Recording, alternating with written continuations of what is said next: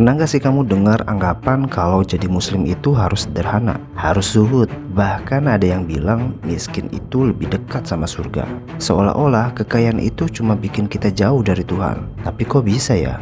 Ada ulama atau pemikir Islam yang justru bilang seorang muslim itu wajib kaya harta. Nah, di video ini kita akan bongkar paradoks ini. Kita akan cari tahu kenapa kekayaan dalam Islam itu bukan cuma soal tumpukan uang, tapi punya dimensi yang jauh lebih dalam. Semoga setelah ini cara pandangmu tentang uang dan Islam mungkin akan berubah total.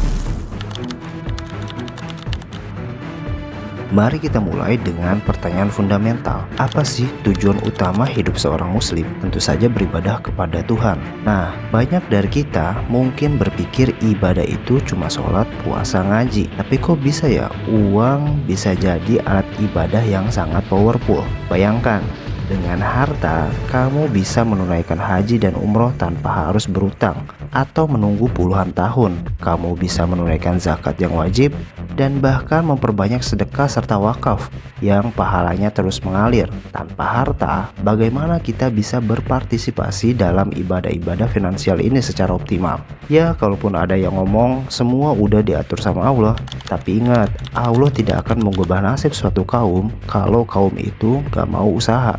Disclaimer, jadi uang di sini bukan tujuan, tapi kendaraan super cepat menuju pahala yang lebih besar. Dengan catatan, uang jangan simpan di hati, tapi di tangan.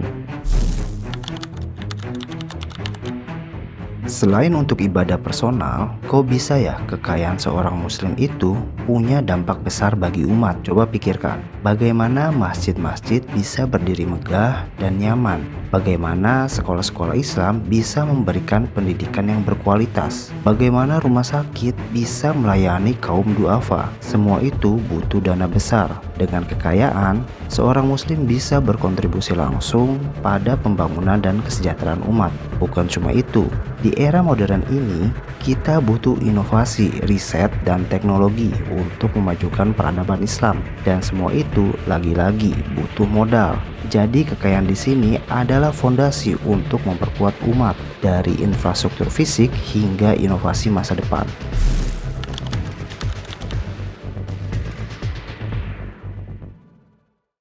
Nah, ini poin yang seringkali terlewat, kemandirian. Kok bisa kemandirian ekonomi itu penting banget bagi seorang muslim? Bayangkan, jika umat Islam terus-menerus berada dalam posisi lemah secara ekonomi, kita akan selalu bergantung pada pihak lain, bahkan mungkin pihak yang tidak sejalan dengan nilai-nilai kita. Ini bisa mengikis martabat dan kebebasan kita. Dengan menjadi kaya dan berdaya secara finansial, seorang muslim bisa berdiri tegak, tidak mudah diintervensi, dan bahkan bisa menjadi pemberi manfaat bagi dunia, bukan hanya penerima. Ini tentang menjaga kehormatan diri dan umat dari ketergantungan yang melemahkan.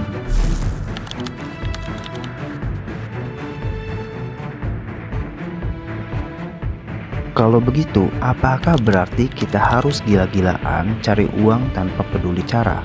Jawabannya tentu tidak. Dalam Islam, kekayaan itu adalah ujian dan amanah, bukan tujuan akhir. Kok bisa ya kekayaan jadi ujian? Ya, karena disitulah letak tanggung jawabnya. Bagaimana cara kita memperoleh harta? Apakah dari jalan yang halal? Dan bagaimana cara kita membelanjakannya? Apakah sesuai syariat, tidak boros, dan tidak melupakan hak orang lain? Dalam buku-buku pengetahuan Islam selalu menekankan bahwa kekayaan yang berkah adalah kekayaan yang didapat dengan cara baik dan digunakan untuk kebaikan. Jadi wajib kaya di sini bukan berarti serakah, tapi wajib berdaya dan bertanggung jawab.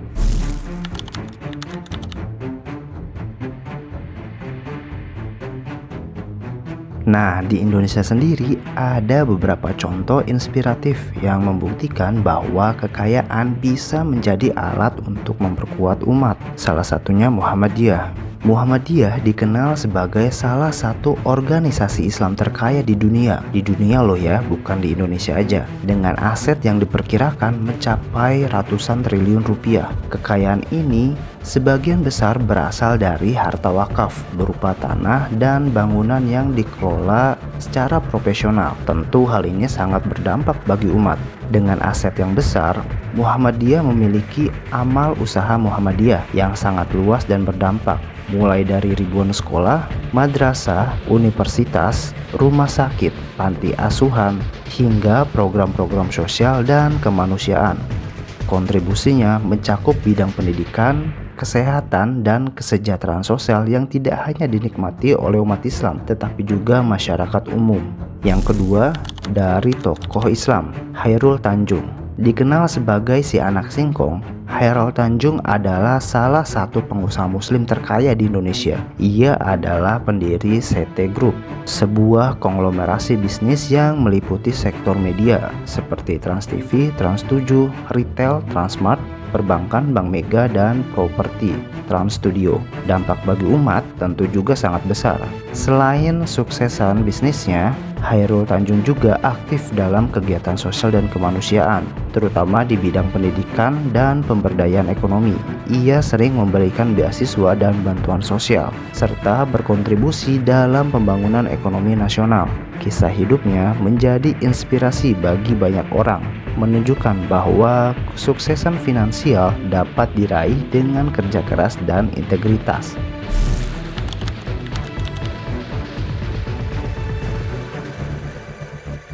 Jadi kesimpulannya, mengapa seorang muslim wajib kaya harta? Bukan karena Islam mengajarkan materialisme, tapi karena kekayaan adalah alat yang sangat efektif untuk memperluas ibadah, memperkuat umat, mencapai kemandirian, dan menjadi khalifah di bumi dengan penuh tanggung jawab. Ini adalah kekayaan yang membawa keberkahan, bukan sekedar tumpukan angka di rekening. Bagaimana menurutmu? Apakah pandanganmu tentang kekayaan dalam Islam berubah setelah menonton video ini?